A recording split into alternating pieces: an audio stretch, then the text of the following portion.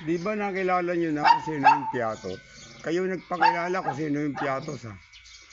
Oh, bakit kailangan magpapalusot pa kayo? Sabihin nyo, kailangan makilala, mapagilanlan kung sino yung Piatos. Pinakita nyo na nga, tatlo kayo. Di ba? Kayo ni... Yung dalawang kasama mo, isang tabi niyo yung muka. O isang malaking ipin.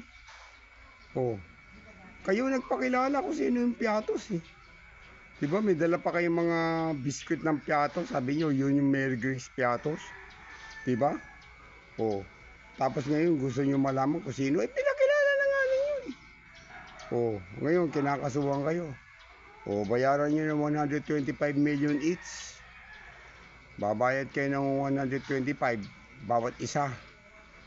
O, milyon, ha, ang ibabayad nyo para sa paninirang puri dyan sa kumpanya ng Piatos. O, kayo may sabi, eh. O, sabi nyo, hindi malaman kung saan napunta yung pera.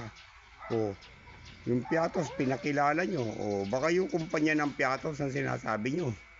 O, na nakakuha ng pera. O, patunayan nyo yan. Na totoong si Mary Grace Piatos nga yan. O, pinakita nyo na nga yung ano, eh. O, binandera nyo na yung mga pagkain, eh. Sagutin nyo. O, di ba sabi mo, kailangan sagutin?